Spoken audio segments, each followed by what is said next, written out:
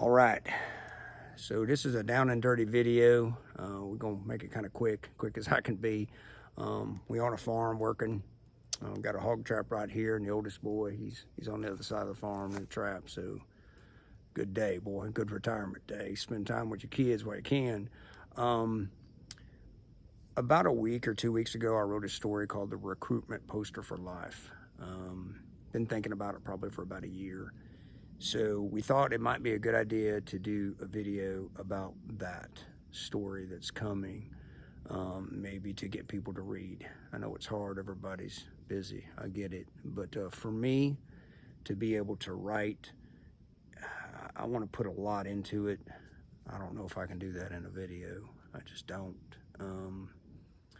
So let's back up just a little bit. For me, I got in law enforcement in March 15th of 1990, and the reason probably, yes, I wanted to help people, but also, you know, the original Miami Vice, not the new one. Seems like there's a new Dukes of Hazzard, there's a new everything. The original one, you know, I thought, man, I'm gonna get in law enforcement, and I'm gonna have me a fast car, and fast boat, and there might have had something to do with them girls, you know, and was kind of the plan, you know.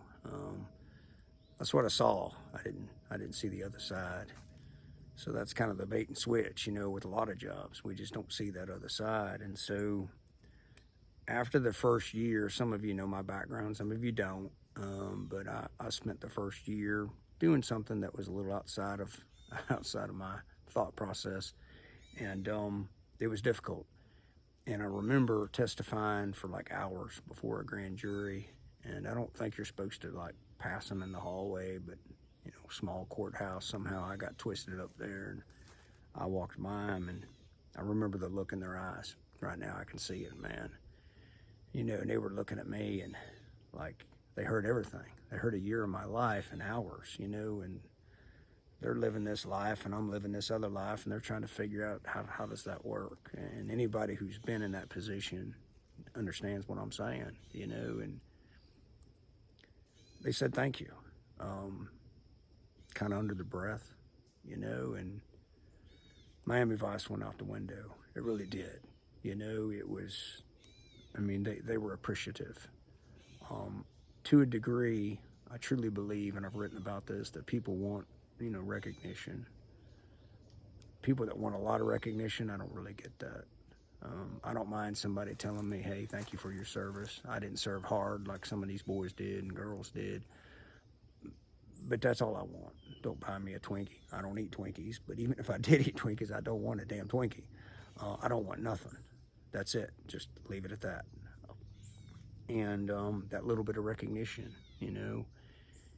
When I write, I try to pour all them senses in, because I think that's where it all starts. That's where getting your bell rung, I write about that. Wrapped around the axle, all of these things, that's where it starts. For me, I'm a smell guy. I wear no scent deodorant, no scent soap. I don't like a strong smell of anything. I know that's where I pick up a lot, and it's doing its job. But if I get on an elevator, you know, with a lady that you know, clearly probably put on too much perfume, man, I'm trying to crawl out that little hole in the top. I want to get the hell out of there. So I'm not big, but most of us, when you sit down and dirty with somebody and you start talking to them about a traumatic event, and you listen, okay, you use your ears and you listen to what they say. I smelled this, I tasted that, I heard this, I saw that, and then they're focused, right? One of those senses just jumped up and said, hey, I'm gonna take over. And when you start looking at, you know, like the fire service, I mean, them poor guys and gals that go in these houses, you know, they're depriving senses. It's part of the job. So one sense is just tunneled hard, you know, and that's what you got to look at. And so when I write, I'm diving all these senses in.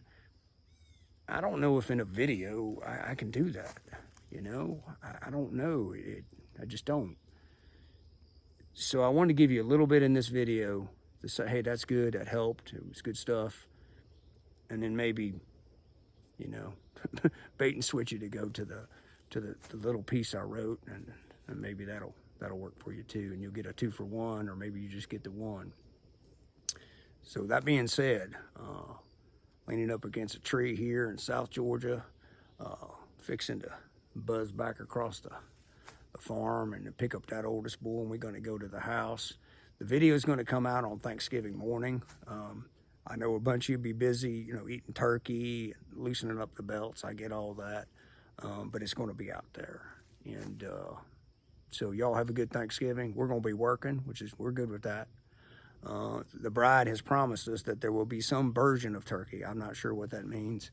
Don't really care. I just know that the family's going to be together, and that's what matters. And we're going to have the baby, which is our dog. And at some point, you all will get introduced to the baby, and she's precious. And she is my matra.